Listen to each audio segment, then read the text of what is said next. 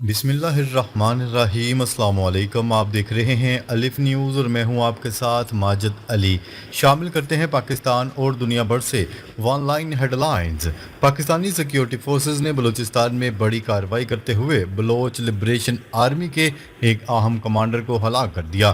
ذرائع کے مطابق اس کارروائی میں بی ایل اے کو ناقابل تلافی نقصان پہنچایا گیا۔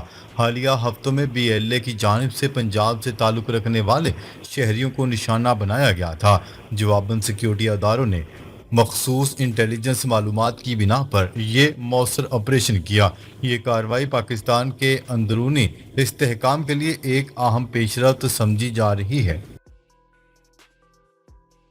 بھارت کو سفارتی اور دفاعی سطح پر شدید مشکلات۔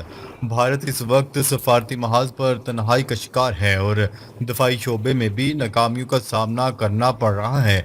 امریکی صدر ڈونلڈ ٹرمپ کی جانب سے لگائے جانے والے ٹیرف کے بعد اب بھارت عالمی سطح پر شدید دباؤ کا شکار ہے۔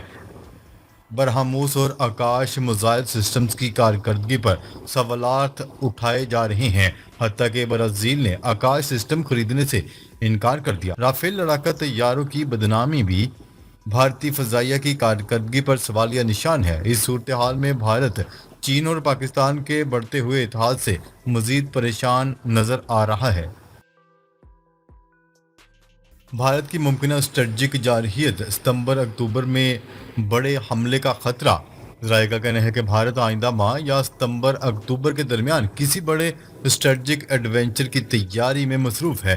پاکستان کے دفاعی ادارے اور ایجنسیاں بھی مکمل طور پر الرٹ ہیں۔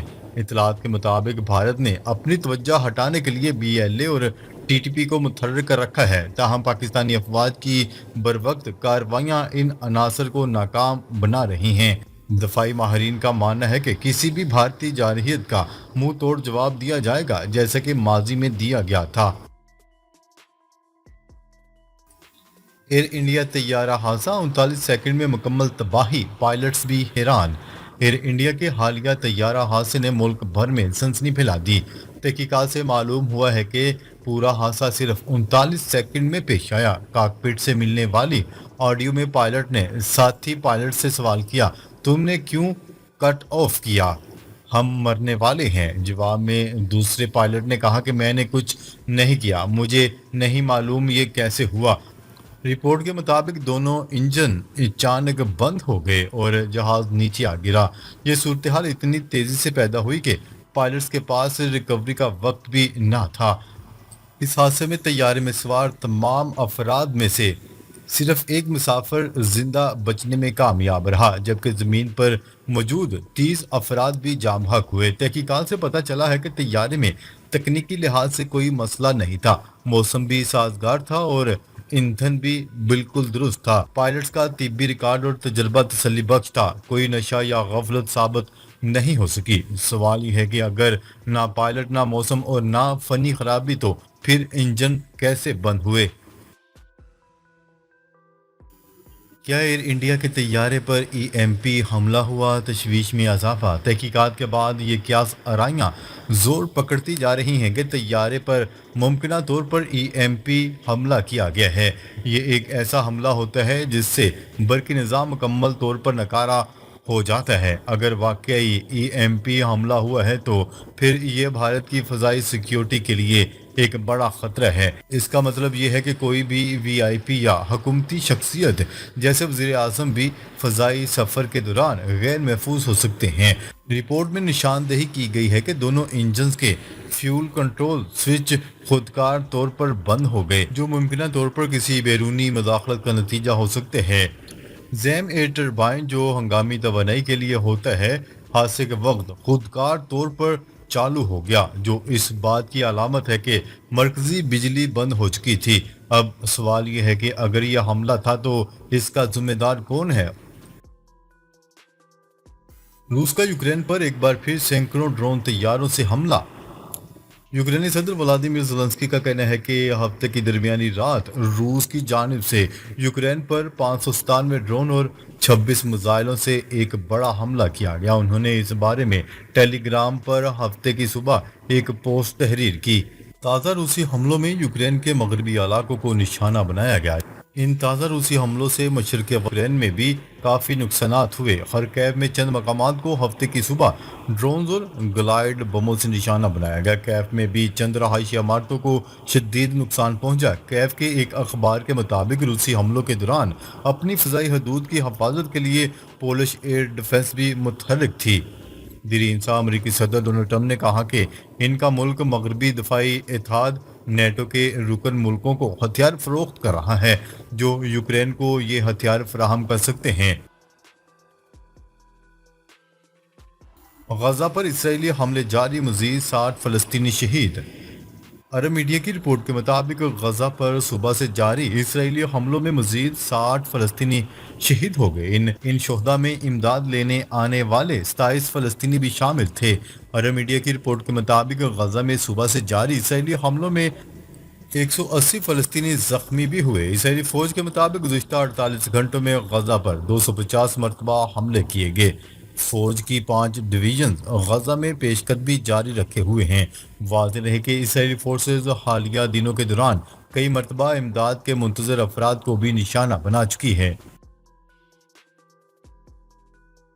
پینٹاگون کی قطر میں امریکی اڈے پر ایرانی حملے کی تصدیق، تباہی کی سیٹلائٹ تصاویر بھی سامنے آ گئیں۔ امریکی دفاعی محکمہ پینٹاگون نے قطر میں امریکہ کے زیر استعمال العدید اڈے پر ایرانی حملے کی تصدیق کی گئی ہے، جبکہ امریکی اڈے پر تباہی کی سیٹلائٹ تصاویر بھی سامنے آ گئی ہے۔ پینٹاگون نے اس بات کی تصدیق کی ہے کہ ایران کے بیلسٹک میزائل نے العدید اڈے پر امریکہ کے مواصلاتی حصے کو نشانہ بنایا۔ ایران نے 23 جون کو قطر میں العدید اڈے پر حملہ کیا تھا، جس میں امریکی کمیونیکیشن کو محفوظ بنانے والی عمارت کو بیلسٹک میزائل سے نشانہ بنایا گیا۔ پاکستان اسٹیل ملز کی بحالی کے لیے پاکستان اور روس میں معاہدہ۔ پاکستان اور روس نے پاکستان اسٹیل ملز کی بحالی اور جدید کاری کے لیے مشترکہ پروٹوکول پر دستخط کر دیے۔ اس اہم پیش رفت کا مقصد اسٹیل ملز کو دوبارہ فعال بنانا اور قومی معیشت کو محفوظ بنانا ہے۔ وزیراعظم شہباز شریف کے معاون خصوصی برائے industries and production Haroon Akhtar Khan نے کہا ہے کہ روس کے ساتھ شراکت داری پاکستان کے صنعتی شعبے کے لیے نئی تاریخ رقم کرے گی۔ اقوام متحدہ کے ادارے کے سربراہ اونروا چیف نے کہا ہے کہ غزہ بچوں اور بھوکے افراد کا قبرستان بن چکا ہے۔ فلسطینی پناہ گزینوں سے متعلق انہوں نے کہا ہے کہ فلسطینیوں کے پاس بچنے کا کوئی راستہ نہیں، ایک طرف موت ہے تو دوسری جانب بھوک۔ ہمارے اصول اور اقدار دفن ہو رہے ہیں۔ مئی سے اب تک تقریباً 800 فلسطینی امداد کی تلاش میں مارے جا چکے ہیں۔ اقوام متحدہ کے ورلڈ فوڈ پروگرام کے مطابق غزہ میں بھوک کا بحران غیر معمولی سطح پر پہنچ چکا ہے۔ صورتحال مزید بدتر ہوتی جا رہی ہے۔ غزہ میں ہر 3 میں سے ایک شخص بغیر کچھ کھائے دن گزارتا ہے۔